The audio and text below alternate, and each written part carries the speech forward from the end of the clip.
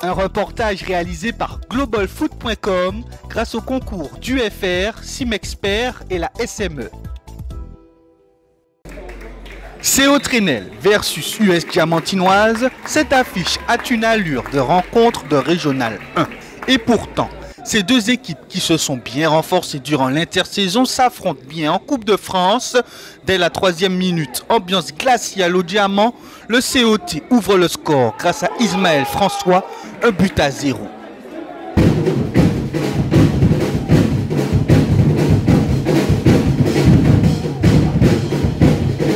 L'USD tente le tout pour le tout afin d'égaliser.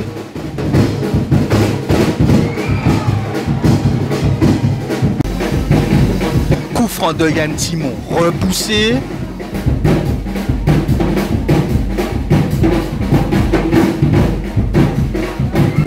But de Steven Baker refusé. Des frappes non cadrées. Dans cette première mi-temps, le Diamant n'est pas suffisamment réaliste et paye son manque d'efficacité face à une formation du COT qui n'attend que des situations de but pour marquer. 34e minute de jeu, Giovanni Cyril aggrave le score, 2-0 pour les Trénéliens. Le score n'évolue pas dans cette première période, même s'il aurait pu être beaucoup plus large en faveur des Foyalais.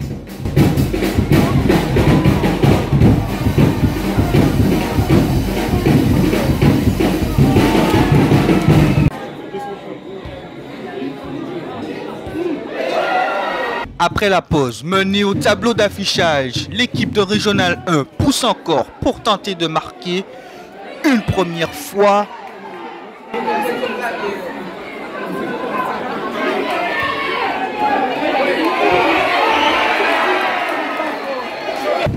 Une seconde fois.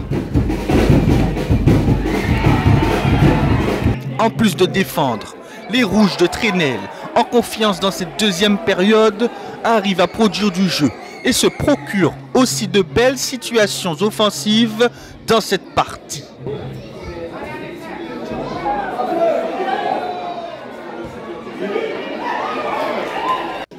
« 83e minute, l'US Diamantinoise trouve le chemin du but grâce à Steven Baker. Et malgré quelques actions intéressantes, le Diamant ne recollera pas au score.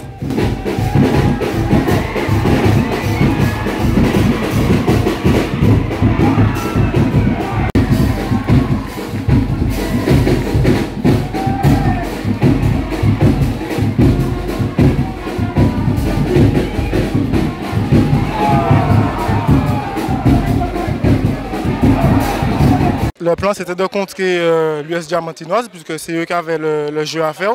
C'est les favoris on va dire. L'un des prétendants pour la victoire finale. Ils se sont bien renforcés cet été.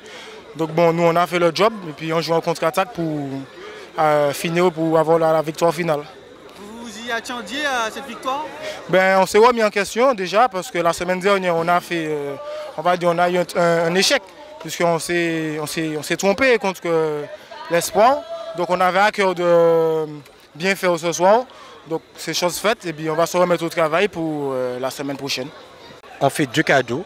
Le premier but, on a deux joueurs, on ne sait pas qui doit sortir le ballon.